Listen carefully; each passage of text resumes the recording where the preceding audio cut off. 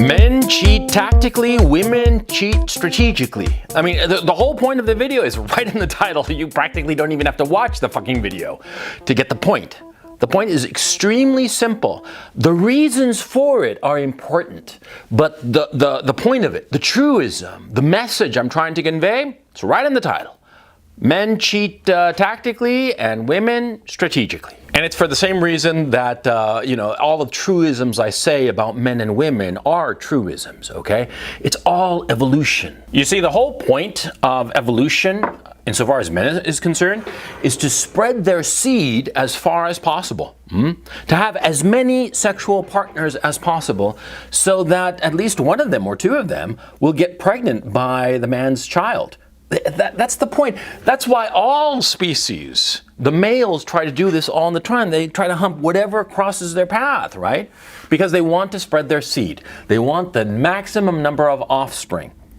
But women, on the other hand, well, it's completely different. You see, women, of course they want to conceive, of course they want to have offspring, but what they want is to ensure that the man will help them raising this child, because for a woman, a child is much more of a commitment of time, a commitment of resources. So she has to ensure that the man giving her resources for her child and for herself is going to be fully committed. And so that's why we have the institution of marriage. See, it's to ensure that the woman's child belongs to the man, and it's to ensure that the man, via social pressure, is going to stay with the woman and provide her and their child with the resources necessary to survive and flourish. It's as simple as that. That's the whole point of marriage. That's the whole point of the man-woman dynamic, see? And see, once you understand this very, very simple system of how it works, and by the way, this isn't just with people, it's with all mammals, okay?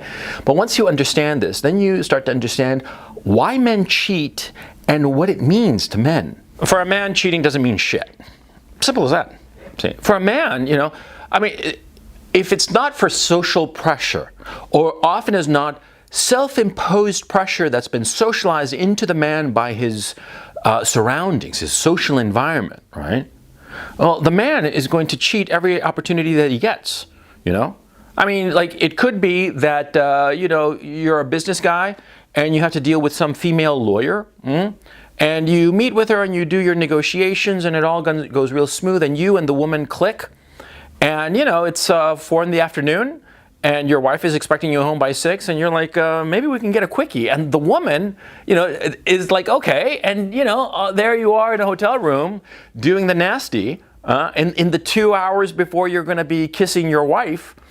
And you're like, Jesus Christ, what a bastard. But no, the guy, the lawyer, all pinstripe suited and whatnot, he's responding to his biological urge, and he gets the opportunity to fuck some girl, he's going to fuck her. Of course. He's not going to be thinking long term. He's going to be thinking short term, tactical, right in the moment, because he wants to spread his seed. He wants the maximum number of offspring. And the only way that that can happen is if he takes advantage of any and all sexual opportunities that crosses his path. But of course, it's not going to be the same with women now, is it? Of course not. See, with women, they want a man who's going to invest resources. See, a man is with a woman. That man perhaps is the father of the woman's child, or children, as the case may be. Now, the woman is dissatisfied with the man for whatever reason, but more likely than not, it's going to be that she is unsure that he can provide the resources. Often as not, in any kind of marriage or relationship, the ability to provide resources and the perception by the woman that the man might not be able to provide the resources is a big factor in a woman's decision to find another guy. She might not even realize it, but she's thinking strategically. She's thinking long term. She's thinking to herself, well, this guy, yeah, I'm with this guy. Maybe he's the father of one or more of my children, but I'm not really sure if he can provide the resources. She might not even realize this on a conscious level, or more likely than not, she doesn't realize this on a conscious level. Now, I'm not saying that every marriage ends in divorce because of this. No, but a lot of them do. And anybody who's been in any kind of long-term relationship where children are involved is concerned, they can tell you that if there are ever money problems, most of the time the marriage frays. Most of the time the marriage gets into serious trouble because of the money issues. Yeah, because money, it's not an issue of money. It's not that the woman is a gold digger. It's that the woman is pursuing and holding on to a man who can provide her the resources. And when that is thrown into doubt, the woman starts to question the relationship, and she starts to undermine the relationship. And she starts to look around and see if perhaps, maybe, just looking here, huh? Maybe there's another man who can provide the resources. Unless the woman is a whore, I mean like a complete cockhopper, a woman will rarely cheat unless she has lost faith in her man. Yeah, she will cheat strategically.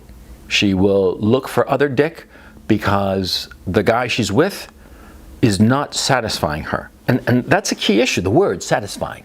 See, a man can be perfectly happy with the woman that he's got.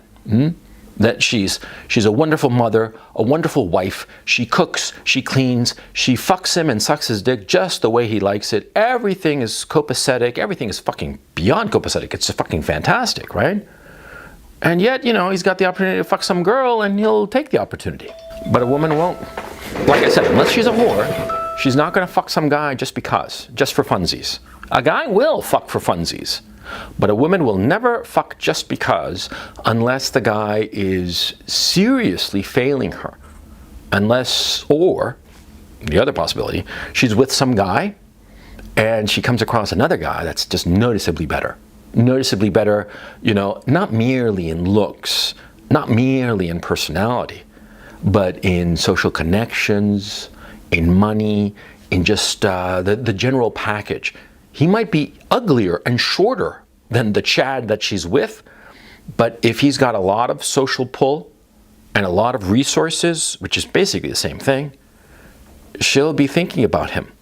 And she might position herself to leave her Chad and be with the not very good looking guy who's got a lot more going for him. And to complain about this and to be all butthurt about it and to say that women are bitches and whores and whatever, that's just stupid. That's just unbelievably stupid because it's the way of human beings. It's the way of animals, man. We are hardwired for this shit. Now, why am I bringing this up? Well, because, you know, I've been on Twitter Spaces quite a bit. You know, it's easy to be on.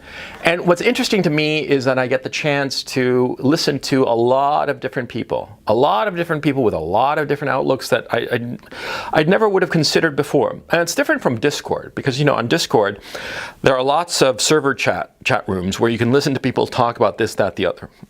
But for the most part, that crowd in Discord, they're nerdier, they're more into video games. Whereas the people on Spaces, they're just more normies. And sometimes they're just a little bit dumber, quite frankly. You know, they're not hitting 100 IQ points. No, they're closer to like, you know, 90, 85, some of them. And the thing is, precisely because they're a little bit dumber, I want to listen to them because I want to listen to what's going on. And the funny thing is, of course, is that dumb people, most especially, well, smart people too. I mean, all people, let's face it. I was about to say, you just dumb people, but it's everybody.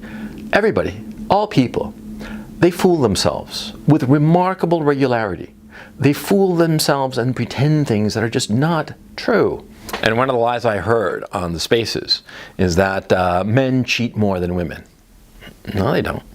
No, they don't. It's just about the same. It just has different significance for the reasons I've mentioned, for the reasons I've explained. So you have to understand what's going on, see? And here's the weird thing, and lots of people who haven't been in relationships don't quite understand this, but people who've been in relationship understand this perfectly. See, a guy, a high status guy, who is in a committed relationship, be it married or a long-term girlfriend, whatever the fuck, he goes and cheats on her. Maybe once, twice, 3 times, 4 times. Maybe the woman he is with is aware that he's cheating with multiple different women. Most women in such a situation, not all, but a sizable majority, 60%, they're going to be angry with the guy, but they're going to respect him more. They're going to want him more. And that's an ugly truth, but it's the truth. I mentioned this in one of these spaces here and there, and they just didn't believe me. They thought I was just talking out of my ass. But it's the truth. And what's funny is that you talk to women quietly on their own, and they'll admit to this. They'll admit that, yeah, if the guy that they're with is cheating on them, on the down low, real quiet, real discreet, if she suspects that he's cheating but she has no proof, she'll pretend that he's not, but she'll be more attracted to him. And if she finds out that he's actually cheating, they'll be furious at him, but they're unlikely to leave him. If he's just cheating casually, tactically, that's the truth. Because women like a guy, are attracted to a guy who can pull other women. Because we're animals. Never forget that.